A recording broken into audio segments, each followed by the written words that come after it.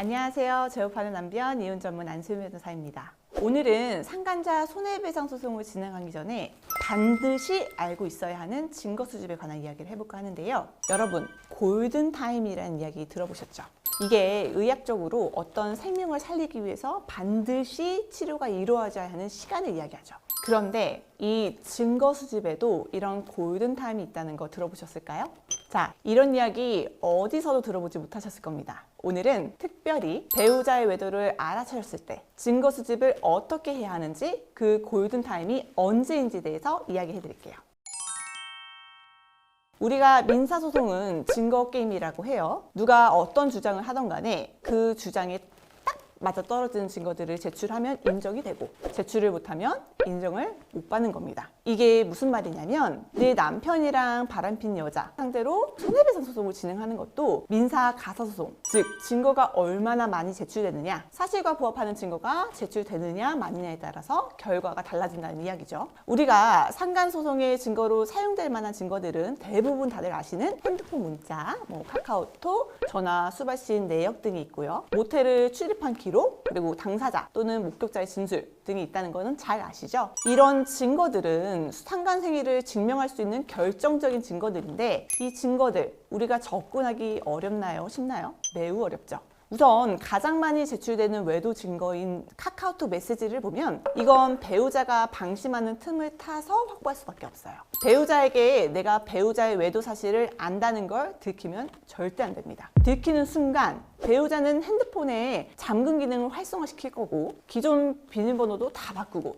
핸드폰을 절대 공유하려고 하지 않을 겁니다. 그래서 내가 우연히 자고 있는 배우자 핸드폰을 통해 외도 사실을 알았다면 그 순간 화가 나서 막 자고 있는 배우자의 등짝을 때리고 억지로 깨워서 이걸 죽여 살려 이런 얘기를 할 게 아니라, 배우자와 상간자가 나눈 대화를 우선 동영상 촬영해 놔야 됩니다. 그리고 나서도 배우자에게 한동안 내색하시면 안 돼요. 배우자의 차량에 있는 블랙박스 영상, 배우자의 카드 결제 내역 등 배우자 주변에서 우리가 얻어낼 수 있는 자료는 모두 수집을 하시는 게 우선입니다. 자, 그럼 제가 말씀드린 증거들을 충분히 확보했다면 배우자의 진술을 얻어내길 시도를 해보는 겁니다. 배우자에게 내가 너가 한 일을 알고 있다 라고 운을 띄우시고, 배우자가 막 발뺌을 빼박 증거들, 말 그대로 너무나 명백한 증거들을 들이미시는 거예요. 처음에는 내 배우자가 내 외도 사실을 진짜 아는지 긴가민가 하면서 부인을 하다가, 그런 명백한 증거들을 보면 이거 내가 어설프게 거짓말하면 안 되겠구나 하는 생각에 미안해, 만난 사실은 있는데 모텔은 진짜 안 갔어, 그 여자가 날 먼저 꼬셨어 하면서 만난 사실을 인정하되 왜 만나게 됐는지 나는 잘못이 별로 없다 라는 변명을 하게 되거든요. 그럼 일단 녹음을 하세요. 그리고 배우자는 본인 외도 사실 때문에 이혼을 당하게 생겼다는 사실을 인지하면 이혼만은 안 하겠다면서 상간 사실에 대해서 확인서를 써주고 엄청나게 협조적으로 나옵니다. 이때 남편 진술서 받고 남편 명의 핸드폰 수발신 내역도 발급 받으셔야 합니다. 배우자는 상간 사실을 들킨 직후에는 배우자에게 막 손이 발이대로 싹싹 빌면서 어떻게든 혼인은 유지하고 싶은 마음에 증거 수집이 협조적인데요. 이게 조금만 시간이 지나면 다른 생각을 하게 돼요.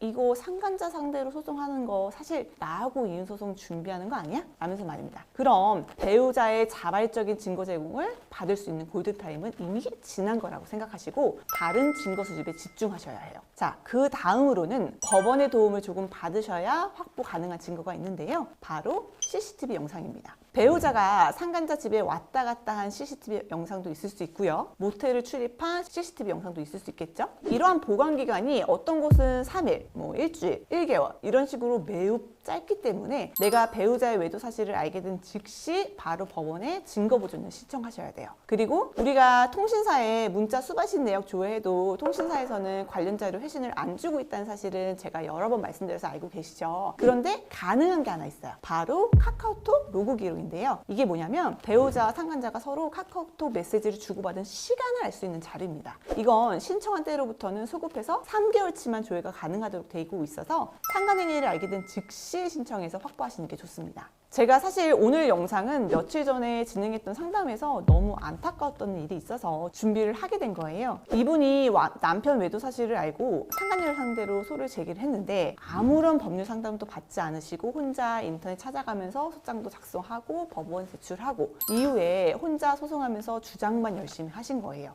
증거 신청이나 다른 증거 확보는 전혀 안 하시고 그래서 결국엔 1심에서 졌습니다. 그리고 나서 2심, 항소심을 어떻게 해야 이길 수 있는지 상담을 오시는 건데요. 이미 증거 확보를 위한 골든타임은 모두 놓치셔서 제가 드릴 수 있는 조언이 굉장히 한정적이었어요. 만약 1심 때 제대로 된 증거 확보 관련 상담을 받으셨다면 소송 초반에 남편이 상간녀 오피스텔에 들락날락한 CCTV 영상, 카카오톡 로그 기록 등 모두 확보하실 수 있었을 거고 그랬다면 1심 판결 결과가 달라질 수 있었을 텐데 변호사 상담비, 선임비 아끼시려다가 위자료 2천만 원 정도 놓치시게 된 거죠. 그리고 오히려 상대방 변호사 비용까지 물어줘야 되는 억울한 상황에 처하신 겁니다.